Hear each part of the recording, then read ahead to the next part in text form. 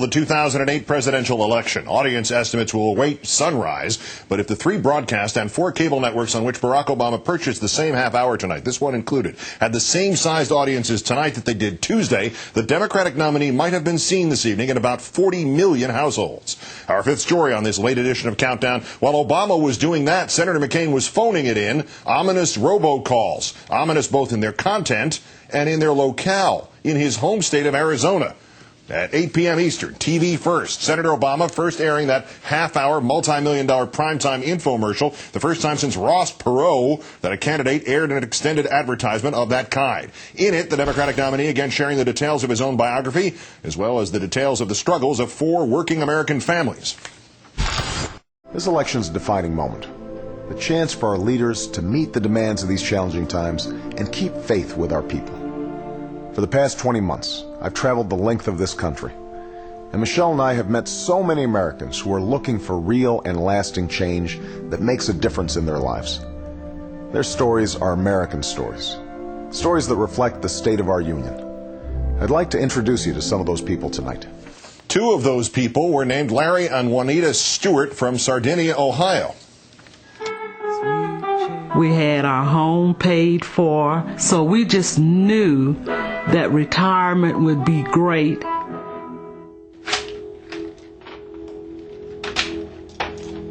But with her rheumatoid arthritis and other ailments, their medical bills have been rising. I take 12 different medications per day. When Larry was working, all of that was covered. When he retired, I did not have medical insurance. And each year, it just got worse, worse, worse. Obama volunteering for the responsibility of keeping Juanita Stewart healthy, but in the endorsement by John Adams, no, not the second president, instead the retired brigadier general, that was addressing Senator Obama's qualifications for keeping people like Mrs. Stewart safe. As a retired general officer from the U.S. Army, it makes a difference to me how a potential commander-in-chief thinks about war and peace.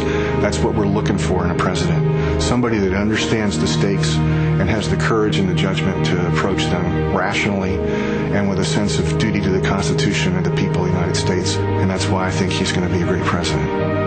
Doesn't look anything like Paul Giamatti. Senator McCain launching a preemptive strike against Obama's 30-minute infomercial with a 30-second ad encompassing what seems to be every attack he has ever launched during this long campaign. Behind the fancy speeches, grand promises, and TV specials lies the truth. With crises at home and abroad, Barack Obama lacks the experience America needs, and it shows. His response to our economic crisis is to spend and tax our economy deeper into recession. The fact is, Barack Obama's not ready yet. I'm John McCain, and I approve this message. And then within the last hour, Senator McCain alleged that tonight's Obama infomercial was paid for by potentially corrupt money, you know, with the small contributions of Americans like you. What's happened now is that there's hundreds of millions of dollars that are undocumented credit cards. And we don't know where they came from. We don't know who contributed it.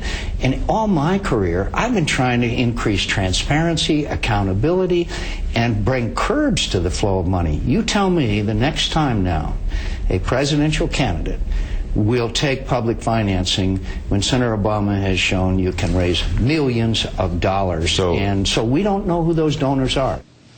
Time now to turn to our own Howard Fineman, also, of course, senior Washington correspondent for Newsweek magazine, tonight joining us from Harrisburg, PA, where he's been talking to swing voters. Howard, good evening. Hi, Keith. Were there any shades perceived of Ross Perot tonight, or did this thing achieve what Obama intended it to achieve? Did it make him look more like an American president rather than less like one? Well, it made him look like a man who had experienced America. You know, John McCain, in those clips you played, said that Obama doesn't have enough experience. But what Obama was showing in this incredibly well-produced half hour, terrifically well-produced, is that he had experienced America, that he had seen it, that he had heard these stories, he had absorbed him. And in that marvelous narrator's voice of his, and I thought it's the voice that made the biggest impression on me as a viewer, He was saying, I have heard you, and I'm telling your stories back to you because I understand them and want to fix what's wrong in the American story. That was the basic idea of this. By the way, people like Davis Guggenheim, the Academy Award-winning documentary filmmaker who worked on the Al Gore movie, worked on this thing. This was very, very carefully done. They told me in advance, Keith, yesterday it was going to be very meaty.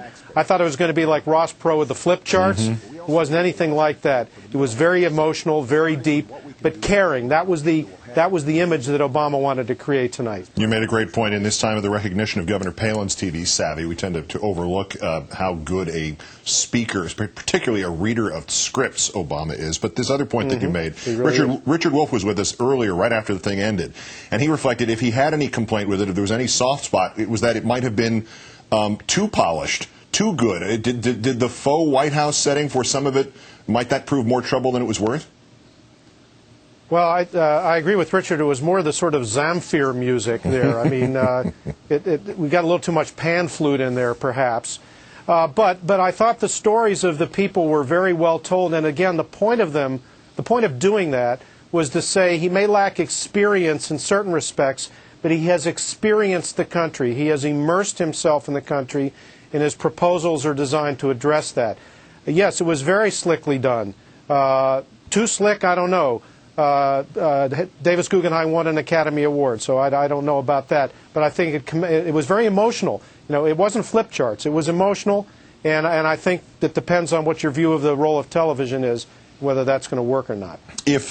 Well, we've never been accused of being too slick, so I don't know what that experience would be like. But if undecided voters, if somebody tuned this thing in place of their regular show on any of those networks and watched it hesitatingly or grudgingly or with a plan to turn away from it at some point, do you think they were surprised, hooked, sold? Well, you used the word that I would have used, which is hooked. That's why it was emotional. That's why it wasn't a whole laundry list of details of proposals. It was saying, don't worry about me. Not only am I not a threat, but I understand you. I come from where you come from. I hear the voices that you hear, and those are the voices that I will hear if you choose me as president.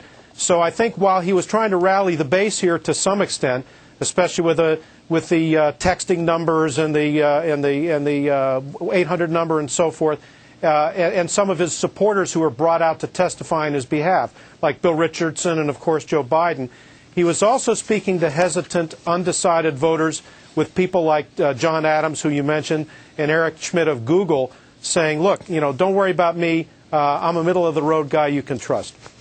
Howard Feynman of MSNBC and Newsweek in Harrisburg, PA for us. As always, sir, great thanks. Have a good night. Thank you, Keith. Thank you. For more on where things stand